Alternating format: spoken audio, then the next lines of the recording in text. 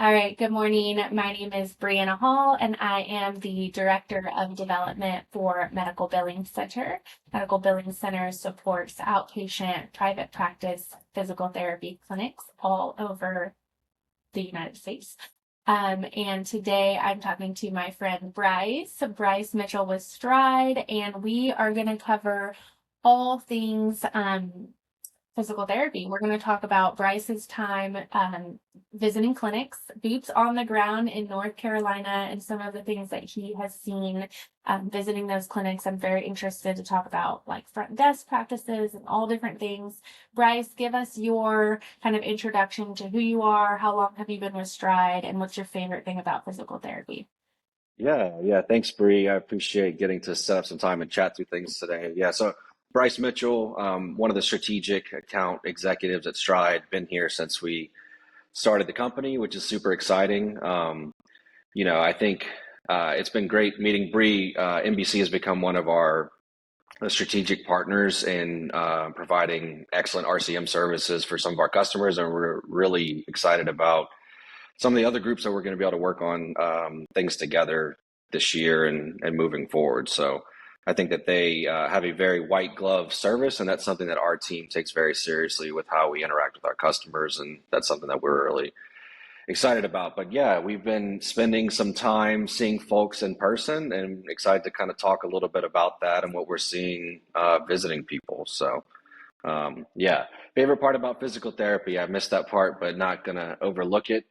I love that these are people that they're putting hands on people. They're the closest thing to healers without having to have surgery. It's incredible. Just seeing people go from family that I know, myself, other folks that have had massive injuries and just things that they've dealt with for many, many years or, long periods of time. And then all of a sudden, putting in the work and effort in their back to regular life like they haven't experienced in a long time. That's been probably my favorite thing personally. And then just seeing people that I talk to talk about that every day. I like tell everybody to go to physical therapy. The people will complain to me like, my babysitter or coworkers and like, oh, I have this thing. I'm like, you need to go to physical therapy. It's not easy, but I think that there's a method to the madness. And if you put in the work, it's really cool to see what can happen from there. But Yes, uh, movement is medicine, right? yeah, right. So yeah, we're gonna cover a couple things and just talk through some stuff. I think for myself, one thing that's been really exciting for 2026 is just the level of optimism and excitement that I've been feeling personally from everyone that I interact with in the industry. 2026 has felt completely different than 2025, 2024, 2023, just dramatically different. And I think a lot of it is folks just realizing that it doesn't have to be the way that it has been for so long. Mhm. Um, and that sounds really simple, but I think that they're meeting with folks in their networks, in their local APTA chapters, if they're going to conferences, if they're meeting people that they know, and they're learning and hearing about different ways of tackling the day to day and adopting some of that into their business and seeing it truly change the life of everyone there. And it's less about just grinding as hard as you can and more about getting some of your life back. Yeah, let me ask you a question. Since Stride is an AI native platform, do you think that the technology and the adoption of technology in 2026 is the reason why we're seeing some of that optimism in PT? I think that that is one of the key pieces. I think that, the goal isn't to replace people. It's not to reduce headcount. It's to empower the headcount that you have to be more efficient and not manage seven different systems, different logins, different things to get your day to day done. So I think, as long as, along with almost everyone at this point is probably using AI to some degree, whether it's, from your Apple device or if you're using ChatGPT or something else, even outside of your EMR. But yeah, it's been really incredible seeing like how, it's really impacted people. And there was a boots on the ground experience I chatted with last week, with a group, and happy to share that. We can keep talking, but that's something I was going to talk about specifically. Yeah, sure. Yeah, so group out in Eastern North Carolina, drove out there about 3.5 hours from where I'm at in Charlotte. They launched last Monday, so wanted to go see them and tell them, hey, bring them some some sweet treats. They're all staying healthy and fit, and they don't get to eat anything fun. So I want to show up with something and make sure they get some sugar in their day. But I spent time with everyone, the front desk, the owners, the therapists, literally the entire practice for probably about 6 hours that day, just seeing their day to day. How can I help you? What can I show you? And the best part was I spent time towards the end of the day with one of the co-owners there that had a pelvic patient come in for a visit for her evaluation. And after the visit, she had her laptop sitting there. She turned on the ambient listening. She ran her eval exactly how she normally would, never touched her computer, and ended the session. The patient went home. Everything was done. She never typed anything. And she told me in 18 years, this is the best note that she's ever written. The speed, the time, nothing she needed to do after the patient left. And just seeing it live happening right there in front of you and someone telling you that after doing this for so long with so many different patients, it was just really cool seeing it. And just seeing her light up, like the genuine excitement about it was really cool. That's awesome. That's amazing. And now remind me, because you know that I am still learning. In my role as director of development at MBC, I lead a lot of different initiatives, but I am not in all of the different EMRs.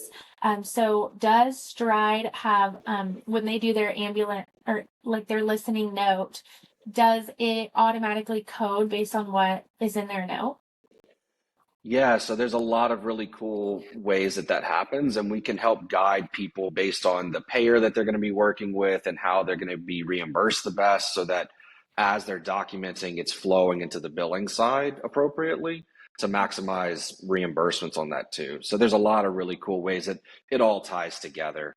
And also That's just one of the from, things that, oh, yep. sorry, I didn't mean to interrupt you, but that's one of the things that we are really trying to focus with our clinics, both in terms of same store growth, supporting the clinics that have been partners with us for 10 years, 15 years, 20 years.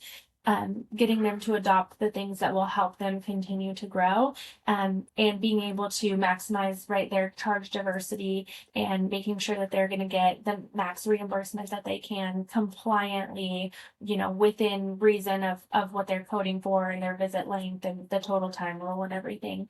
But that's one of the big things that we do at NBC, right, is consulting with the owners and the clients, and then being able to jump into a conversation with you, with our partner, with the EMR, and say, hey, what does your EMR do? How can we help, guide this client to make sure that they're getting the most that they can. We know declining reimbursement is such a huge issue in the industry. So, but today's conversation, not about the issues, only about the About optimism and the the solution. optimism, yeah, yeah. So I saw something and from a guy I know in the industry, and I thought it was really cool the way he framed it. I saw this yesterday, and it really stuck with me. And he was saying that if we can fix the back office, just monotonous tasks that we have to do, things that are just very inefficient and very tedious to knock out, if we can just reduce that by 80, 90%, the amount of money that we're going to make that we can pay our therapists to have and retain better talent, keep people excited, because the industry is very competitive. People know that they can go here, move there. Businesses are growing into other states, so they can join some of these larger organizations. That getting some of those things dialed in so the team doesn't have to work so hard on things that are not really productive at all, just helps with money. Honestly, it just trickles down that way. It's such an interesting conversation to be having. And when I have this conversation with people that are depending on the demographic of the therapist, right, the conversation can be a little bit different. And so sometimes, especially in our Southeast region, we have, physical therapists are the type of person that just want to help, right? They really just care so deeply about their communities and about their patients. And sometimes it's about convincing them to also care deeply about themselves and their business Yep. and their therapists, and to look at things through that business lens. So I was having a conversation with a therapist last week, and he was only hitting 49% net collections for his clinic. And I was like, you are going to have to go out of network with this payer, or you're going to have to drop this payer because they're only paying you a day rate of $50 a day when your eval's $200 and you're writing everything off. That you're not going to break even on that. And so just having kind of those coaching conversations or guiding them, into just different decisions that they can make at an operational level for their businesses is so critical to what we do at MBC, just supporting the operational side, the revenue side of their therapy practice. Honestly, we appreciate that you guys are so thorough with that because with Stride, not to get, too deep into that, but our goal is to run and focus on being the best EMR. That's our lane. That's what we want to have, the best tech supporting people from that angle. And then have groups like you guys that can really give them that nitty gritty. What state are you in? What payers are you working with? Let's look at how you're getting reimbursed. Should we flex some of that? Should we not have 60% of it be Blue Cross? Should we switch some of it to, whatever it might be, UHC or Aetna? And looking at all those numbers and figuring out how we can maybe work with providers that want to send patients from those insurances over to us. There's a lot of different angles of I think they get stuck in the patterns of what they've done since the beginning. And it's not that it's wrong. It's just maybe based on where you're at in the country, it might be worth considering a change. And I saw something the other day where it was just talking about for a long time, I think people really considered and thought that burnout was just the cost of running a practice. That's just part of it. I'm here to help people, but burnout is just going to happen, but it's kind of just the nature of it. And I think that a lot of people that are winning are realizing that's not the thing. You don't have to do that. You can absolutely win, take care of people, go home, see your family, and also make the revenue that you want to. It's just kind of making some tweaks here and there. Yeah, I think having a strategic lens, knowing your peer groups, right? Knowing where you can refer people if you are out of network with a payer, but you still want to support.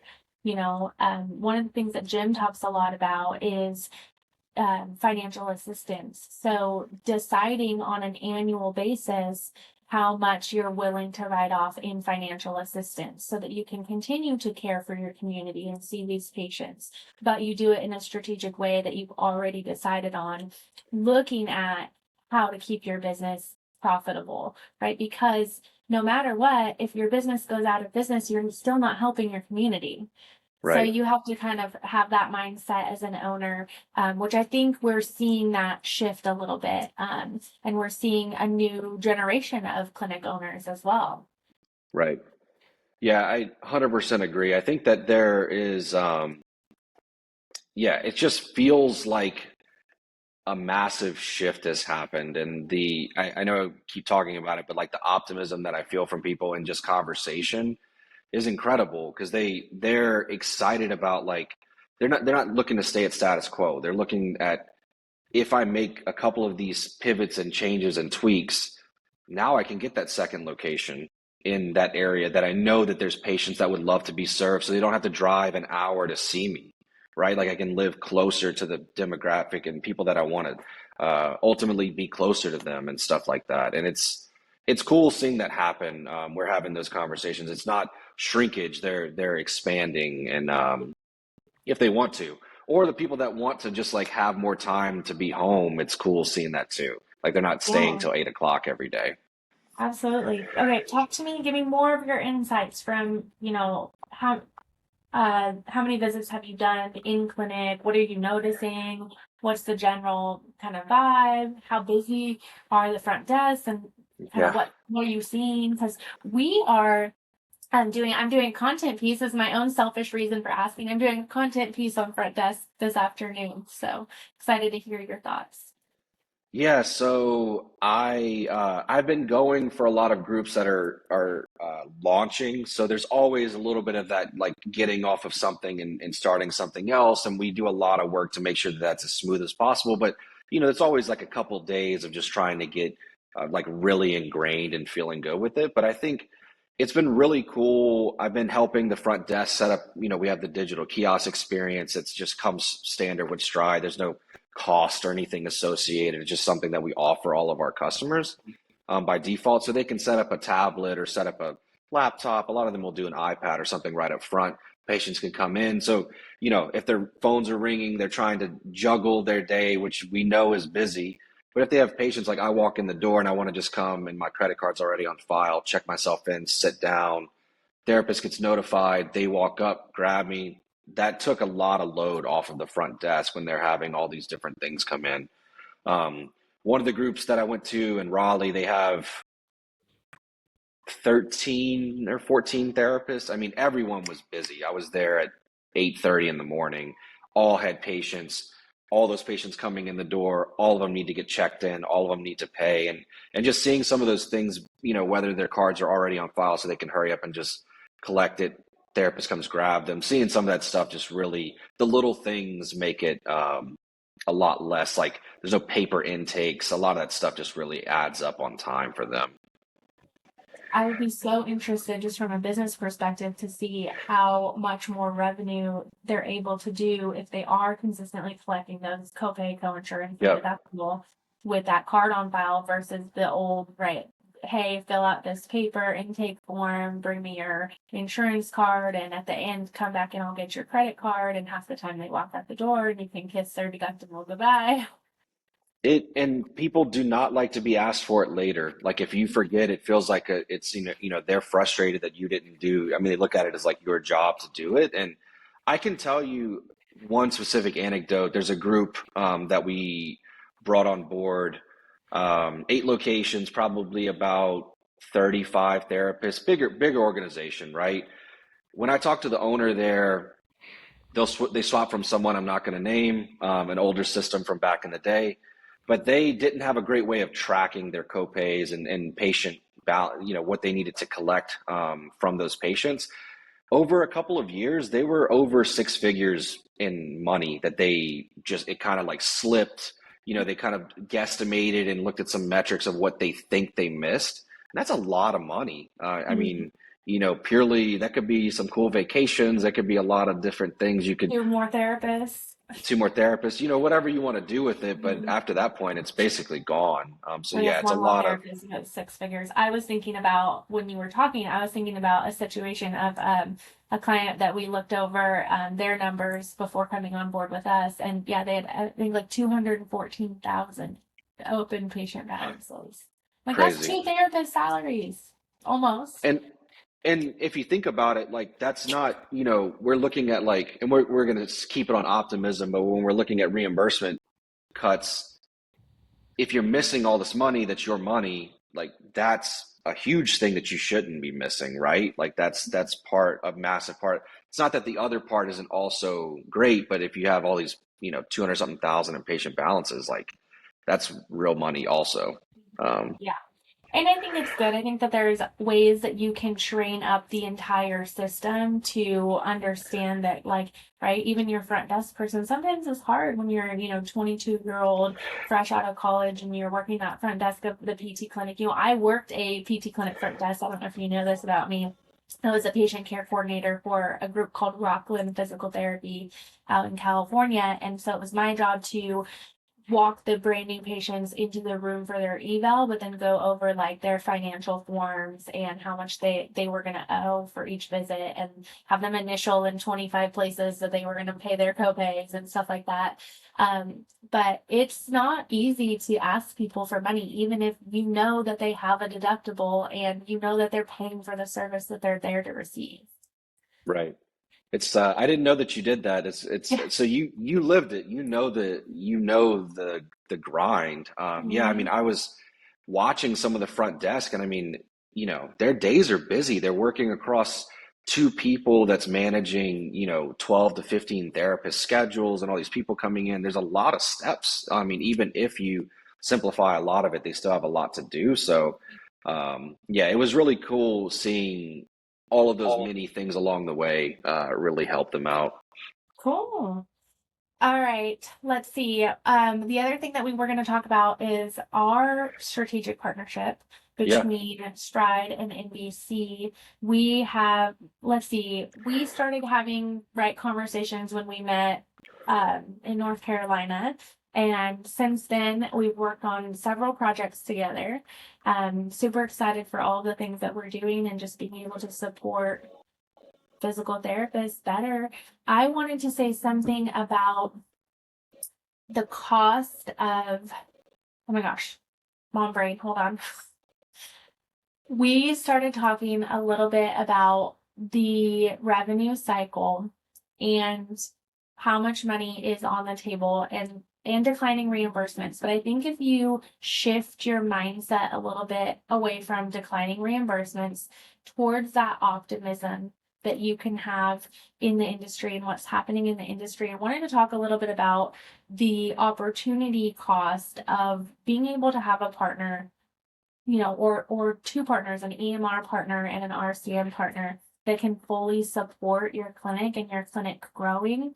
And the offset, if you look at the return on investment, the offset of that cost versus continuing to keep everything in-house, working on those older systems, that might have a lower monthly cost because you're grandfathered in from 20 years ago, but aren't fully functioning and doing the things that you want them to do. So you have your therapist working 10-hour days because they're spending, 2 hours at night writing their notes from the day.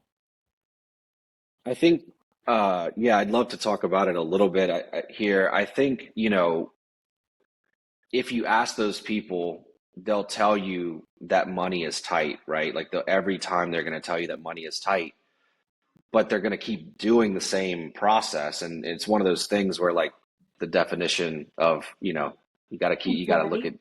yeah, you got to look at making some changes. And a lot of times, like it can be scary, but I think that we've hit a point where the process can be so simplified with one thing and one login to do everything that you don't need to have all these little things. Like I talked to a group in California this week, and they are, they're very sharp. They're very on their stuff. They know everything about their payers. They know everything about the schedules and how they have everything mapped out. But they're also tracking in spreadsheets and Google Docs and all these little things that just happens by default with any kind of modern-ish system. It's just things that they shouldn't have to do. So I think, for practices that are open to, discussing what a true partnership could look like, and having two people that focus on an absolute white glove service to make sure that you guys have full transparency into the health of your business, some coaching on like, hey, here's maybe some pivots that can start getting our average reimbursement per visit up because we're looking at maybe making some changes across our payer mix, and just little things like that, and giving your team some mental bandwidth back because they're not Breathing room. juggling so much and just grinding so hard, I think is just life changing. Mhm. Yeah. One of the questions that I think kind of that leads me to is I was on LinkedIn yesterday and I noticed a post talking a little bit about, I think it was a former clinician, and he was talking about how nice it is to work in a non-clinical role because of burnout and because he wasn't spending any time with his family because he was at the clinic from 7 to 7, right, etc. But we know that we only are moving further and further towards a place where we have a gap, where we have more need than we have therapists. Yeah. So, how I think utilizing tools that keep clinicians practicing in the thing that they are good at and the thing that they went to school for and the thing that, actually moves the needle in changing people's lives is so important.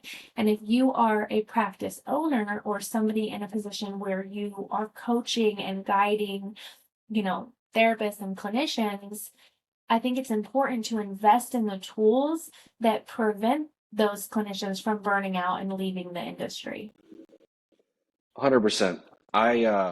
I'll shout them out because they're a colleague of mine and I love them dearly. The guys at Rehab CEOs. I was talking to Joey Albritton 3 weeks ago. I'm not going to quote the specific metrics. He told me dad brain.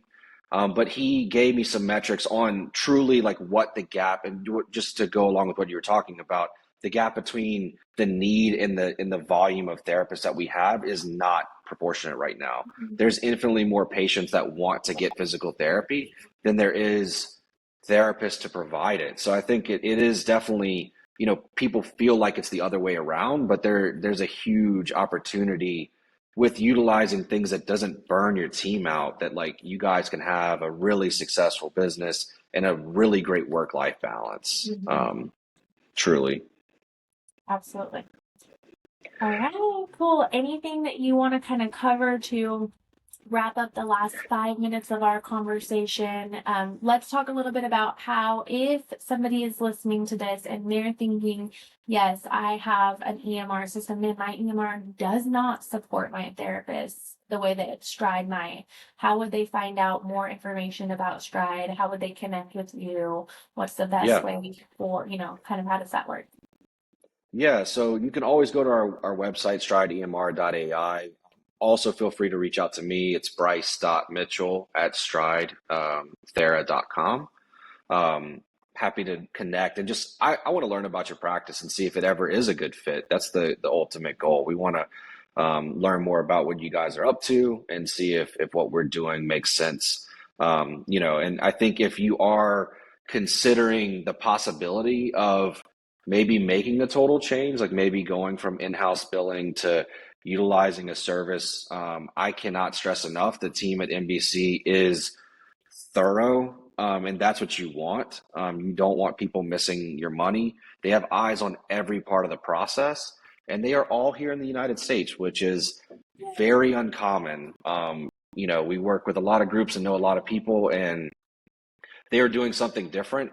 They're really focused on having like good people do good work for folks in the industry, which feels very aligned with physical therapy as a whole. And that's why we love that, there's been a mutual, we mutually have loved working with their team since getting to meet them, and are excited for the future of working together. So yeah, would love to have the conversations, and yeah, we could work together. It'd be awesome. Oh, that was awesome, Bryce. Thank you so much for the shout out and for, all of the work that you're doing on your side, and partnering with us and just being willing to show us around in Stride and provide that guidance, and that training for our team.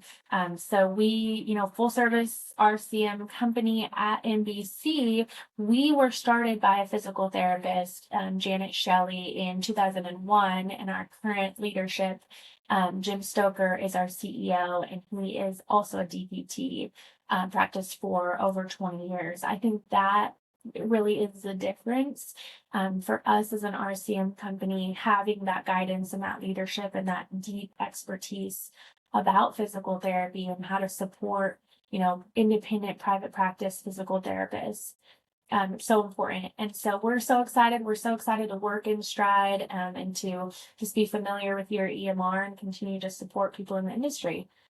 Yeah, and if, last little tidbit, if you guys want to get some more information on what a Generation 3 EMR is, I'll leave you with that. I'm happy to talk through what that means. There's a lot of differences and a lot of amazing things that can really support your business. Cool. And I will put Bryce's info in the show notes. All Thanks, right. Bree. Until next time. Yeah. I'm just going to